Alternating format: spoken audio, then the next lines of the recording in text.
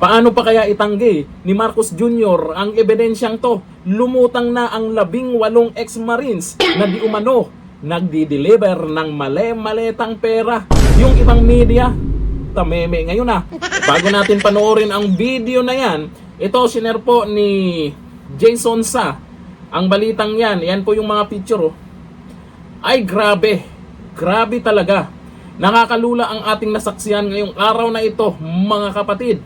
Matinding pasabog at patunay ito mula sa 18 ex-marines na sinasabing sila ang nag-deliver ng humigit kumulang sa 805 billion pesos kina Marcos at Romualdez. Nako, paano kaya nila itanggi to?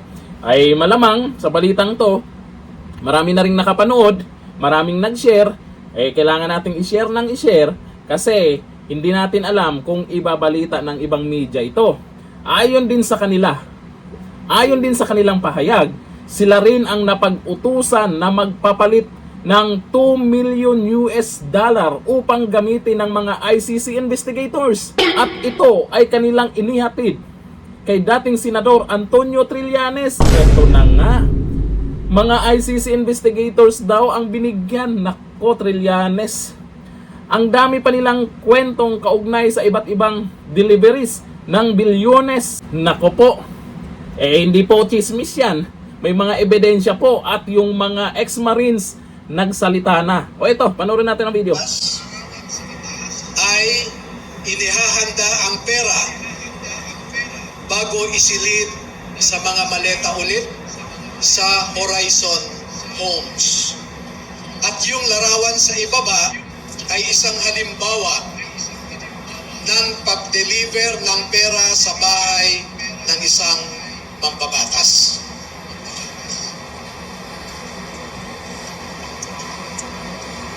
Makikita po ninyo na may nangyari kay Master Sergeant Gutesa. Sa aking tanggap na impormasyon ay napilitan siyang mag-execute ng isang affidavit na kung saan ay sinasabi niya na hindi siya kasali o wala siyang nalalaman sa mga pagde-deliver ng mga mali-malitang pera. Pero makikita po ninyo dito na siya mismo ay kasama sa pagde-deliver ng pera. Kaya naaawa po ako ngayon sa sitwasyon ni Master Sergeant Gutesa dahil ginawa siyang sinungaling.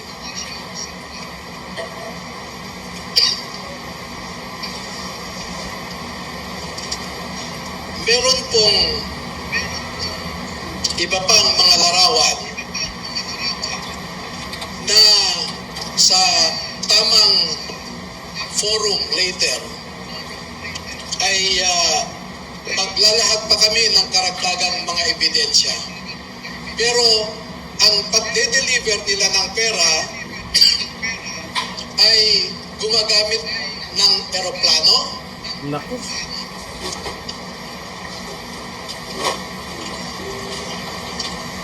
Gumagamit din sila ng helicopter. Ba? At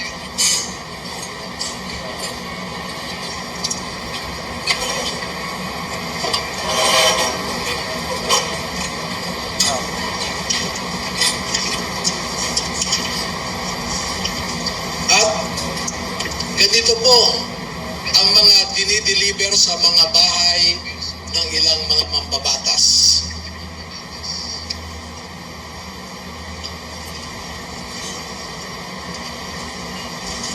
Makikita ninyo sa itaas na larawan ang hilera ng mga maleta na ang laman ay pera. At parte lamang ito ng isang delivery na sa panahon na ito ay 52 na maleta ito. Grabe. Sa isang delivery, umabot ng 52 na bagahe.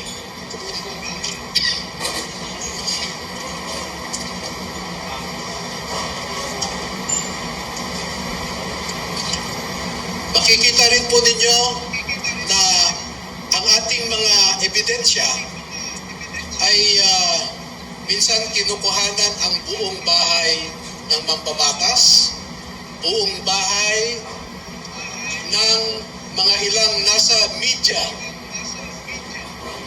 yung tinatawag nating mga media operators. Nakakagalit no? Mananahimik na lang ba tayo? Naku, matindi na yan. Hindi na nila kayang itanggihan. Kasi nakakagulat ang mga ebidensyang yan. Akalain mo hindi lang isa, hindi lang dalawa, maraming nagsalita na nagdi-deliver di umano sila. Mga ex-marines pa yan. Bilyon-bilyon na halaga. Pero dito po tayo nagulat sa ICC investigators. Nagpapalit ng $2 million upang gamitin ng mga ICC investigators, at ito ay kanilang inihatid kay dating Senator Antonio Trillanes. Kaya naman pala. O ngayon, Trillanes, magsalita ka. At least kahit papano, mayroon tayong mga kakampi dyan na matatapang na ilabas ito. Itong mga ebidensyang to. Sino ang dapat ma-impeach? Kaya naman pala yung iba, mukhang tameme. Yung iba, kumampi. Pag may ganyan, di ba? O yung mga nakaraan, yung dating bumabanat kay Dunyor, biglang kumampi. Anong dahilan? Ako yung nagtatanong lang. Kasi ayaw nyo kay Dunyor nakaraan, magnanakaw daw, sinungaling, at kung ano-ano pa yung mga pinagsasabi nyo. Biglang bumait kay Dunyor. Sa anong dahilan? Kagaya ngayon, itong mali-malitang pera, ay matindi pala itong mga ginagawa nila. Nung una, yung kay Gutesa, matindi na yon. Hindi nila alam, meron pa palang iba na lulutang. Parang lahat na yata itong mga inutusan na mag-deliver na mali-malitang pera ay nagsalita na po dyan. Saludo po sa inyo, mga sir. Kahit papano, kumampi kayo para sa katotohanan. Kahit papano, inilabas nyo ang katotohanan. Kaya naman sana, yung iba hindi na magbulag-bulagan. Naku, bukas, asahan natin, maraming lalabas. Hindi na to, ang balitang to. I-share natin ang i-share para makarating sa iba. Kasi naman, sa mga oras na to, mukhang tahimik ang ibang media. Hanggang dito na lang. Thank you. Bye-bye.